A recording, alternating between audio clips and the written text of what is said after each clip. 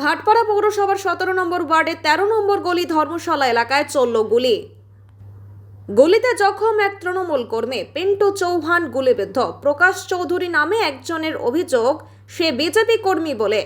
Barrackpore BN হসপিটালে গিয়ে পৌঁছলেন জগদ্দল বিধানসভার বিধায়ক সোমনাথ শ্যাম সহ মন্ত্রী তথা ব্যারাকপুর লোকসভা কেন্দ্রের তৃণমূল কংগ্রেস প্রার্থী পার্থ ভৌমিক।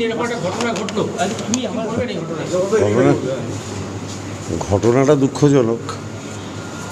আর ইন ডিটেলসটা আগে ছেলেটাকে সুস্থ করে বাড়ি ফিরে নিই।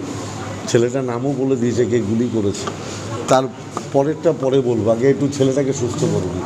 ওকে তো আগে, হ্যাঁ ও তো তৃণমূলে, কিন্তু আমি পুরো ঘটনাটা না জেনে আগে ওকে সুস্থ করে নিই, তারপরে ও যদি সুস্থ হয়ে যায়, কারণ গুলিটা বেরিয়ে গেছে।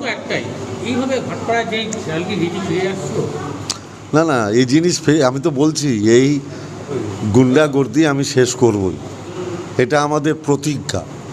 যারা ভাবছে এই গুন্ডামি করে ব্যারাকপুর মানুষকে ভয় দেখিয়ে রাখবে, তাদের এই দিন 4 তারিখে শেষ হয়ে যাবে। এটুকু দায়িত্ব নিয়ে বলছি।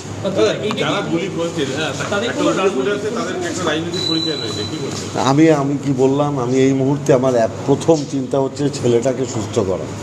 আমি আগে ছেলেটাকে সুস্থ করে নিই, রাজনৈতিক কথা তারপরে বলবো।